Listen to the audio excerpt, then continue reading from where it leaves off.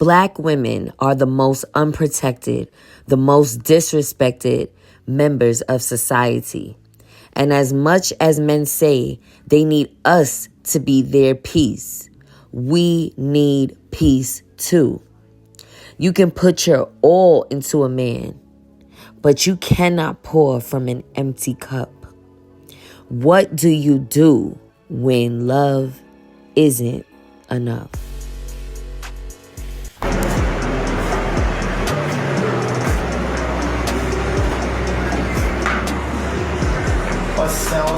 Sell.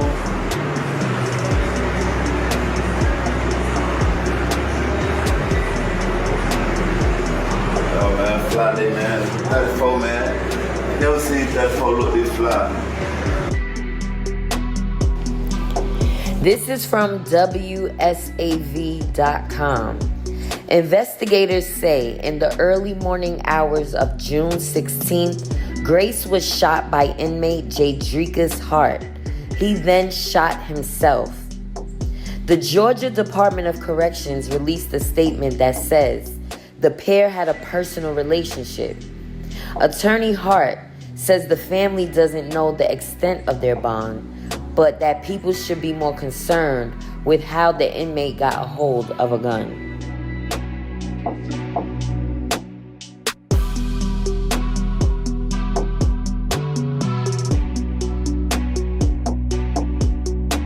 24-year-old who was shot and killed inside of Smith State Prison in Glenville. Grace was shot by Jadricus Hart, an inmate who later shot and killed himself. Aryah Stansfield sat down with her mother as she grieves the loss of her daughter. Anna, what was it like hearing from her today? Well, Mike, Deshonda Hagan's family was all around the room as we did this interview, showing just how many people Aryon's life touched.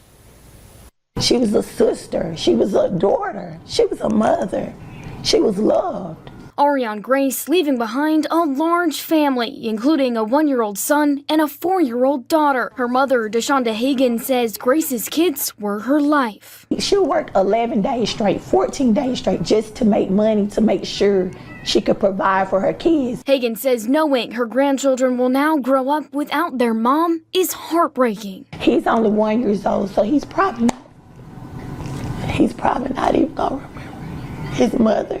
In the wake of her death, Hagan says she and her family are left looking for answers. My child is dead, and it's no explanation for a firearm to be inside of a prison. Why didn't they search him when he left his dorm? Why didn't they search him before he came into the cafeteria? Why was none of those things done? All questions we've been asking the Georgia Department of Corrections, who tell us this is an ongoing investigation, and they'll get us more information as soon as they can. Hagan saying the prison should have done more to protect her daughter. They failed her. You failed her. Investigators have released few details about this shooting so far. One of them, that Grace and Hart had a relationship. Grace's mom saying that should not be their focus. She still didn't deserve to die. She still didn't deserve to leave her 2 children. Nobody deserves that. I don't wish this on my worst enemy. Of course, we'll keep asking the Georgia Department of Corrections for more details about this shooting and what happened and leading up to that. And we'll, of course, keep you updated as we learn more. Mike? Whew, this story hits home, y'all. It hits home because I've been Aureon. May Aureon rest in heavenly peace. She didn't deserve this. Did she possibly make a poor choice? Maybe. We don't know that. These are all speculations.